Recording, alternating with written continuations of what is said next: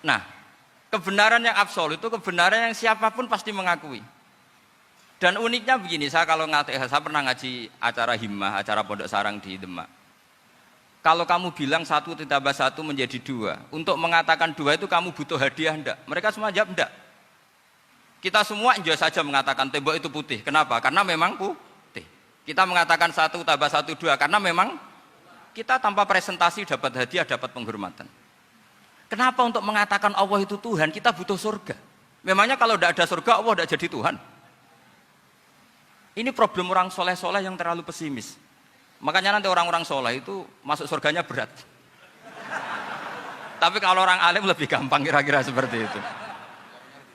Iya, karena kan imannya lebih bagus. Dalam hadis qudsi Allah ini yang dibuli orang-orang soleh. Laulam akhluk jannatan wala naron alam akun ahlan an uto'ah, dalam hadis qudsi itu.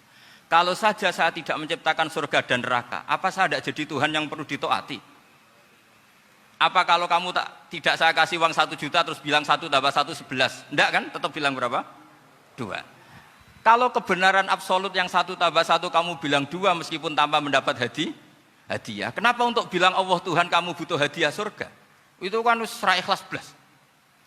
Makanya saya terus mengajarkan ikhlas. Ikhlas itu bisa dilatih dengan akal, dengan pikiran, bil ilmi lah. Harus dilatih. Nah di sini ini momen atau makna yang mestinya harus difahami wa inzana, bahwa kalimat ini sah meskipun dilafatkan seorang yang pernah zina. Sama seperti 1 tambah 1 2 sah, diucapkan siapa saja sah. Dan siapapun akan mengucapkan itu secara ikhlas. Ini penting saya utarakan. Sehingga setelah ada firqah-firqah takfiri yang mengatakan orang megang keris itu syirik, ke kuburan syirik, ini syirik. Itu salah besar. Salahnya adalah tadi kalimat-kalimat atau kebenaran-kebenaran absolut ini sudah jadi sibghata wa man ahsanu minallahi sibghah. Kalimat ini begitu absolut di hatinya orang mukmin. Sehingga ketika terganggu oleh hal-hal yang adat istiadat kayak pegang keris, kayak apa, ini tidak mengganggu. Tetap kualitas iman ini di atas keyakinan adat membawa apa keris. Kalau orang membawa keris menjadi syirik karena percaya sama makhluk. Orang misalnya kejawen kalau nggak bawa keris nggak nyaman. Orang kota itu kalau nggak bawa ATM juga nggak nyaman. Itu tidak dihukumi syirik. Kamu pergi lupa bawa HP nyaman enggak? Enggak, kenapa tidak dihukumi syirik?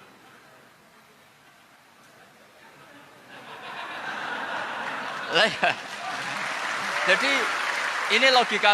Jadi makanya ini Gus Reza boleh ngeritik saya tuh berkali-kali bilang, saya termasuk ulama yang mau bikin gerakan cangkem elek. Karena nanti kalau saya nisbatkan ke Rasulullah itu tidak pantas, karena Nabi ahsanan nasi khalqau wa khuluqa. Tapi saya siap jadi bempernya Rasulullah Shallallahu Alaihi Wasallam. Pernah ada diskusi di Jakarta, ini kisah nyata. Apa dalilnya setelah sholat salaman? Mana hadisnya?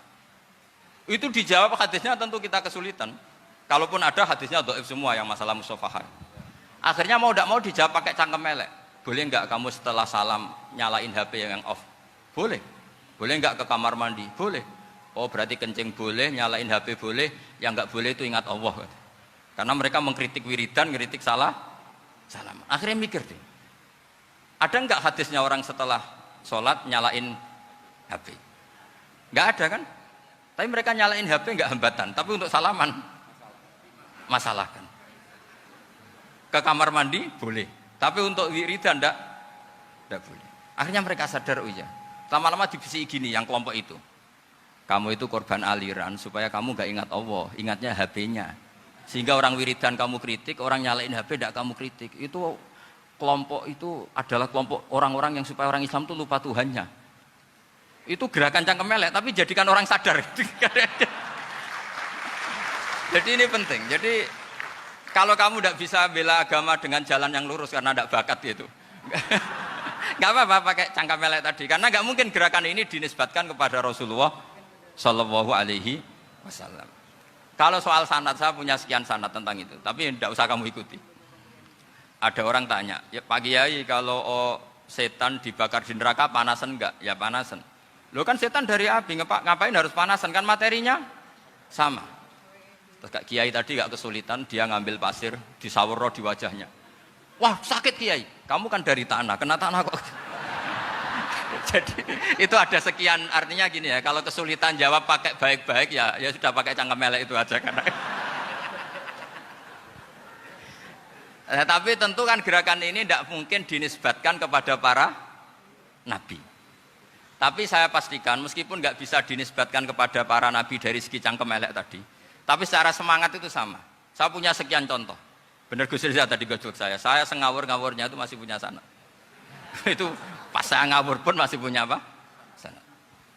Nabi Ibrahim itu ketika faja'alahum juzatan illa kabirallahum itu si berhala paling besar dikasih kapak. Ketika mereka geger, ini siapa yang berhala-berhala kecil? Kata mereka, sami'na fata yadhkuruhum yuqalu lahu Ibrahim. Ya kira-kira Ibrahim lagi. Terus setelah Ibrahim didatangkan, siapa yang melakukan ini semua?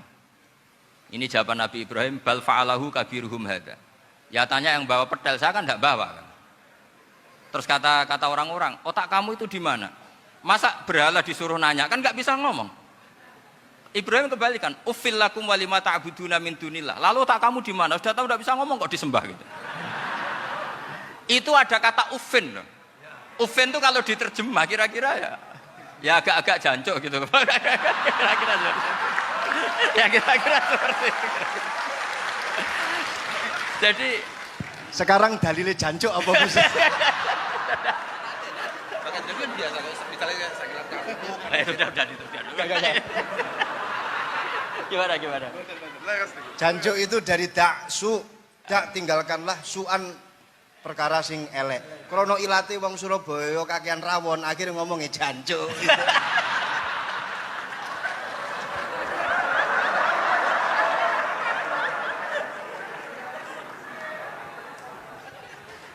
Jadi mulai dulu melawan kebatilan itu harus pakai logika yang vulgar. Karena memang nggak mungkin dengan bahasa-bahasa priayi itu nggak mungkin. Dan ini penting saya utarakan. Nah, kalau nanti nggak mungkin dinisbatkan kepada Rasul karena Nabi adalah ahsanan nasi khalqa wa khuluqa, kita yang ngambil alih saja. Gus Reza, saya, Gus Kaustan ini cara cangkem elek kan pantas. Luas. Selain bakat ya sudah natural. Karena memang itu cara kita menjelaskan kebenaran. Saya ulang lagi, itu cara kita menjelaskan apa? Kebenaran. Mau tidak mau. Saya pernah ditanya sama seseorang, Gus, beberapa nabi itu kan poligami. Poligami itu bukti hiperseks. Karena yang tanya itu orang nasionalis yang nggak pati senang Islam.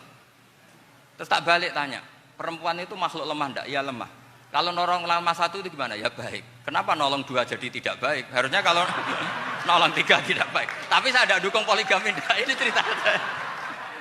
Setidaknya mereka jadi ingat.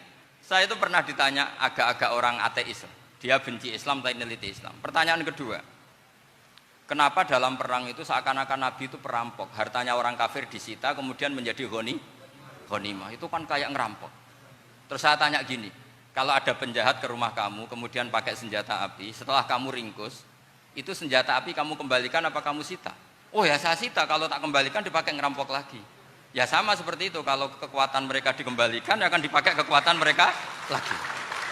Jadi, ya lagi-lagi ini kemenangan orang serius. Karena nanti guyonnya sudah dintekno sama Gus Safa sama Gus Riza. Nah, kenapa saya ngajar begitu rileks, begitu santai? Karena pikiran saya sederhana. Fa innal uqula muttarratun ila qabilil haq. Akal sehat pasti dipaksa menerima apa? Kebenaran. Sehingga kebenaran itu tidak usah kamu ngomongkan secara serius, tidak perlu. Kebenaran itu mudah diterima.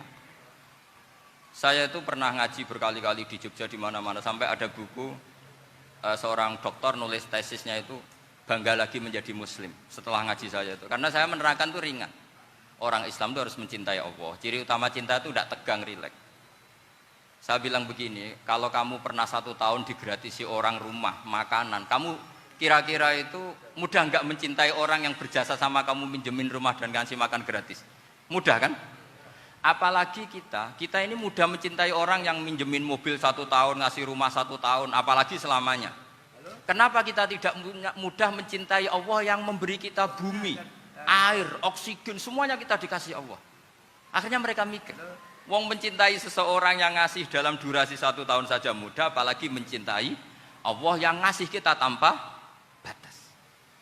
Itu disebut walladzina amanu asaddu hubbal lillah. Orang mukmin itu mudah sekali mencintai Allah. Caranya dilatih tadi. Kita mudah mencintai orang yang berjasa sama kita. Kenapa tidak mudah mencintai Allah yang tentu jasanya lebih besar?